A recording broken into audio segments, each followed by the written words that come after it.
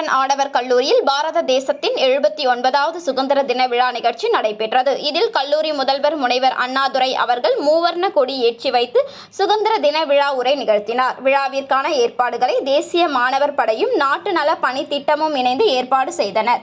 விழாவிற்கு ஆசிரியர்கள், அலுவலர்கள், முன்னாள் மற்றும் இந்நாள் மாணவர்கள் பெருந்திரளாக வந்து விழாவை சிறப்பித்தனர். தேசிய மாணவர் படை மாணவர்கள் அணிவகுப்பு சாகசங்களையும் நிகழ்த்தி காட்டினர். அனைவருக்கும் இனிப்பு வழங்கப்பட்டது. சென்னை பல்கலைக்கழகம், SRM, VIT போன்ற பல்கலைக்கழகங்களிலே இன்று ஏறக்குறைய 20 விழுக்காடு மாணவர்கள் வெளிநாட்டு மாணவர்கள் என்பது நமக்கெல்லாம் பெருமை தரக்கூடிய விஷயம்.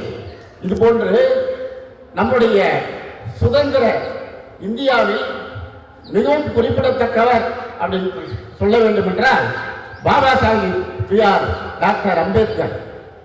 GDP எனப்படும் மொத்த உள்நாட்டு உற்பத்தி வெகுவாக அதிகரித்துள்ளது. இது நாட்டின் பொருளாதார வளர்ச்சியை காட்டுகிறது.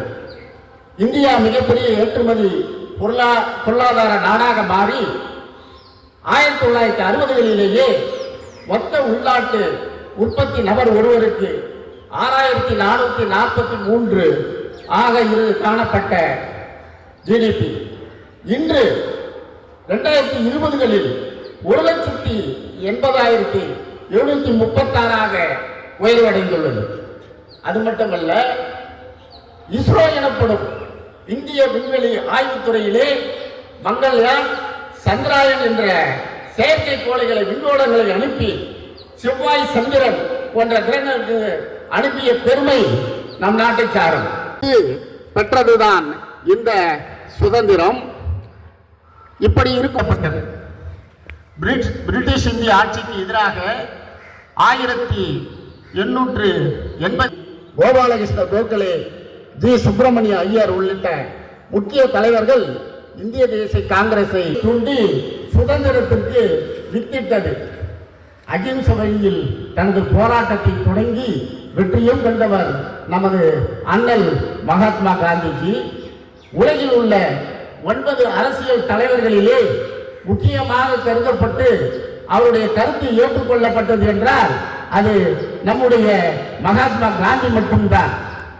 காந்தி முதலிய 9 நபர்களில் உலக அரசியல் அரங்கிலே, அரசியல் அறிஞர்கள் மத்தியிலே கூறிய கருத்துக்கள் நம் காந்திஜியின் கருத்து மட்டும்தான் உலக அளவிலே ஏற்றுக்கொள்ளப்பட்டது.